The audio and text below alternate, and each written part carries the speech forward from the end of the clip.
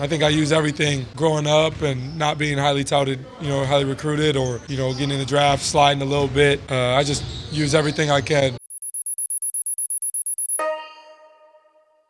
Tyrese John Haliburton, born February 29, 2000. Today's feature is the story of belief, perseverance, the right guidance, and opportunity.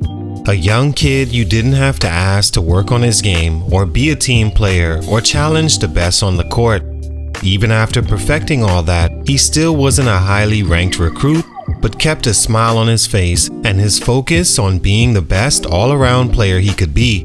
With a father by his side that understands the game and a mother a fan of it as well, all was needed was for their son to naturally love the game and want the challenge. Then the skies would be the limit. Only thing left was opportunity. As a 3-star recruit, not much easily comes your way. You're often looked over for a guy with a few more stars, bypassing your accomplishments accumulating by the season, as some are slower to develop than others. But nothing helps all that better than choosing the right situation along the journey, and Iowa State was that for Tyrese. He was able to start right away as a freshman, not taking very long to begin setting records for the Cyclones, dishing 17 assists in a game a few months into the season. A season with 3 other future NBA players on the team, Tyrese still shot over 50% from the field, good for number 1 of those prospects, 43% from 3, best on the team at least 5 games played, and second on the team in assists. His sophomore year, he overcame a huge blow to his hopes of winning big at Iowa State and possibly his basketball future. But he became the 12th pick in the NBA draft, leaving school earlier than most expected, with the promise from Sacramento that if he's still there when they have the pick, he was. And at first, I'm not gonna lie, I didn't like the pick, not knowing how Haliburton would fit next to De'Aaron Fox, wanting him to get his own opportunity elsewhere, as well as being a huge fan of Fox, not wanting his growth stunted, having a player I always seen as a sleeper right on his heel. A guy that's great in any coach's system because he himself can be seen as an extended line of coaches, just he gets to play on the floor. Very high IQ player with a great disposition and demeanor that not only was sure to be great for any franchise, but for the game as well. What I like most about Haliburton is he has that winner's intangible. Few players you see with that every year in the draft, and there's something trustworthy about him on the floor that in clutch situations, he's always going to make the winning play and not necessarily the one that makes him praised as an individual. With that gift, you knew he'd be special, and he was. When Sacramento traded him, I knew right away they lost a great player that plugged in at multiple positions, and Indiana got a star.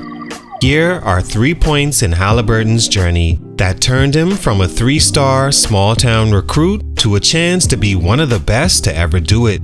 The growth spurt story of Tyrese Haliburton. Let's talk about it. It's your boy JC Stunted Growth. Let's get it, man. Take a minute to like, subscribe, and comment on who I should do next. Tyrese Haliburton is a 6'5" point guard shooting guard from Milwaukee, Wisconsin that knew since a kid he wanted to be a basketball player. Being the cousin of star NBA shooting guard Eddie Jones may have meant that desire ran in the family. His father recalls never having to push Tyrese, as naturally he was a kid that attempted to conquer any challenge, disliking the feeling he couldn't be the kid everyone knew could do anything. By his junior year in high school, he was the Fox Valley Player of the Year and All-State performer. His senior year, he was even more special, losing only 1 game, winning a state championship, and being named the Gatorade Player of the Year for Wisconsin. The recruitment letters came in, but not like hoped, which led Haliburton to making a key decision. Growth spurt number 1, choosing a perfect fit. As a 3-star recruit, eliminating going to one of the blue blood schools and being a star right away is a safe bet, as rarely do we see players that do that successfully. What I always tell hoopers looking for advice, always choose the program you can see an opportunity opening up for you in time to have at least a season as one of the lead guys or the lead guy as soon as possible. 2, the team that best fits what you do naturally. And lastly, a coach that absolutely loves your game. Not just recruiting you because you were a top player in your state, or because at the last minute they struck out on the guy they really wanted. You usually know this a few ways. You can either look at his player recruiting history, if he's recruited a guy that shares your game style in the past, and how many times has he gone after that guy. Also, how early has he been watching your development with interest. This is not a necessity, but it gives you a surety that if nothing else, he understands you as a player, and because he stayed to the end recruiting you, he'll be the best to place you in an environment that's thought out with you highly involved. Lastly, with him being a fan of your game, there's a certain feeling you get when a fan is around. Anything you do well in life, you can feel that energy from a fan of what you do. Most coaches tell you what you'd like to hear, but the true ones tell you from the beginning what you don't. Things like, "You're not ready now, but I'm sure you will be when we finish developing you." Or the spot you want is not just handed to you, but you will have to fight and take it, and that's all we can promise. It's why John Calipari historically has been probably the best recruiter ever. Choosing Iowa State, where he could come in with a senior point guard in Wheeler Babb showing him the way, another senior guard Shayak on the way out, as well as Lindell Wigginton on his way to the draft, there was light soon ahead for Haliburton, as by his sophomore year, he could be a leader on his team. Then Horton Tucker left after just 1 year, making the team an opportunity all his for a breakout year to happen. Growth spurt number 2, John, he's ready. He's ready, John. The words of head coach Steve Prohm to Tyrese's father John when asked his opinion about Tyrese's decision to either stay for another year or leave for the NBA draft. A crucial decision made even more important, seeing as Haliburton only played 22 games his sophomore season. On February 8, 2020, he goes up for a huge block, landing on his wrist, fracturing it, and placing him on the injured list for the first time in his life. He stuck around to play unofficial coach on the sidelines, but internally he knew he was done with college basketball, seeing the interest he was receiving from NBA scouts, as well as his team going 12-20 that year, gearing up for a 2-22 season the year following, and no chance to win or reason for Tyrese to stay. He decided to shut himself down the rest of the way and enter the draft, even though the injury was a huge question mark about his future. He struck while the iron was hot, and credit to his coach that didn't attempt to hold him back. His words, "We'd love to keep him, but John, he's ready to go." Tyrese went and was the 12th overall pick, lottery, and sure, at least the next 4 years he'd be a point guard on the highest level of basketball. Growth spurt number 3, taking the trade in stride.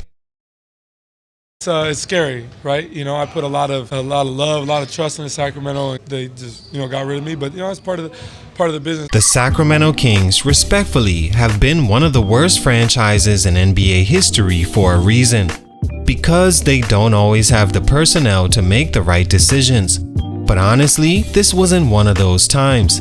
Of course, it may look like so because Haliburton became an all-star, but Sacramento already had their all-star point guard of the future, and a guard in Davion Mitchell. I don't think they expect to reach an all-star level, even though his talent can see him maybe making an all-defensive team at some point, making him a great backup to Fox, and they got back another 3-time NBA All-Star, All-NBA performer, and future league leader in rebounds in return. A big to complement Fox, and a huge reason the Kings made it to the playoffs for the first time in 16 years. For Indiana, they were getting a really good young point guard who fits in the fast-paced era perfectly and is a 50-40 high 80s guy, rarely seen on the NBA level. Haliburton wasted no time capitalizing on the opportunity, becoming an all-star his first full season in Indy, averaging 20 points and 10 assists.